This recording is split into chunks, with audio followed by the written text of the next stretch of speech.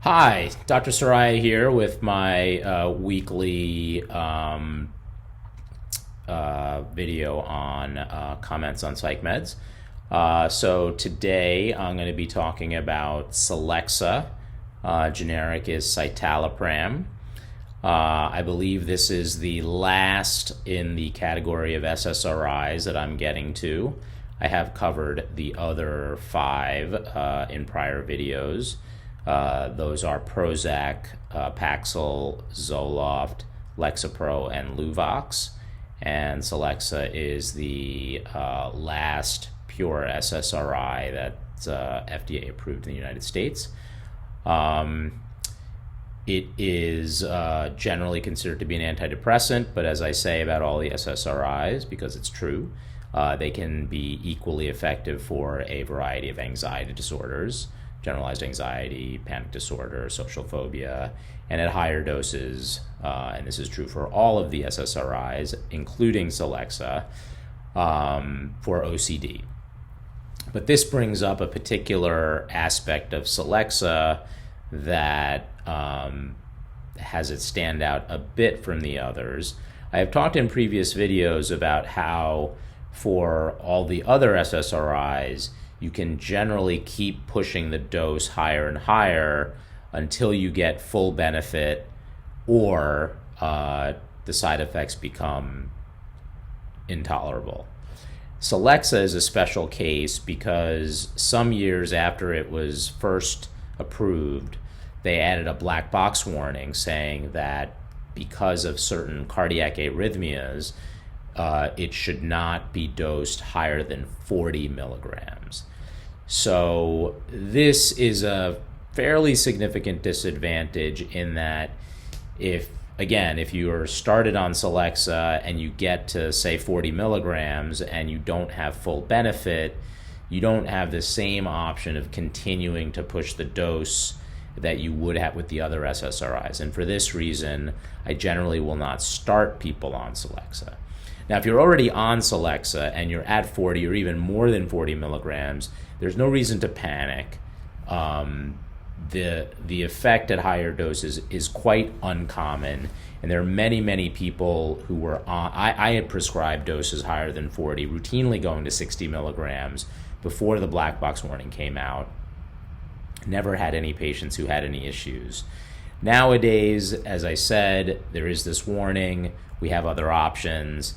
But there are a small subset of patients who uniquely respond to Celexa.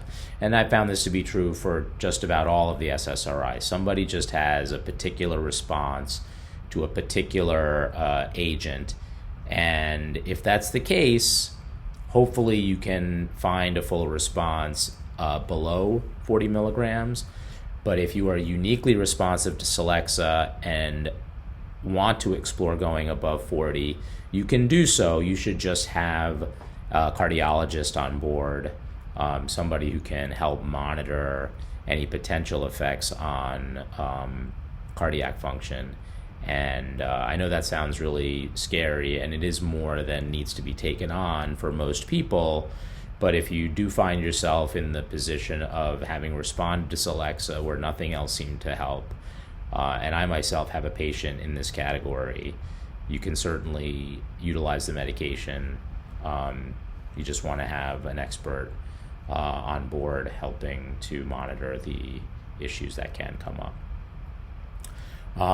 So again, it's Celexa is an antidepressant, good for anxiety disorders as well. The dose range, as I just alluded to, you will start probably with 20 milligram pills. I often have my patients cut those first ones in half just as they're getting started, but you'll start at 20, so 10 for the first few days, then 20, and then you can go to 30 and then to 40, and then for the reasons that I alluded to, that's generally where you're going to stop unless you uniquely need to stay on Celexa. Coming off Celexa is pretty straightforward. As with all medications, I will generally recommend tapering the medication to avoid any withdrawal. In my experience, this has not been a major issue with Celexa. People can come off pretty quickly. but I always recommend tapering. It just seems to be a way to ensure that things go more smoothly. But generally, people do not have problems coming off with any kind of major withdrawal symptoms. And finally, side effects with Celexa. In my experience, all the SSRIs are roughly similar. I think there's a bit more sedation with Paxil, but other than that, they all are pretty well tolerated, not particularly sedating.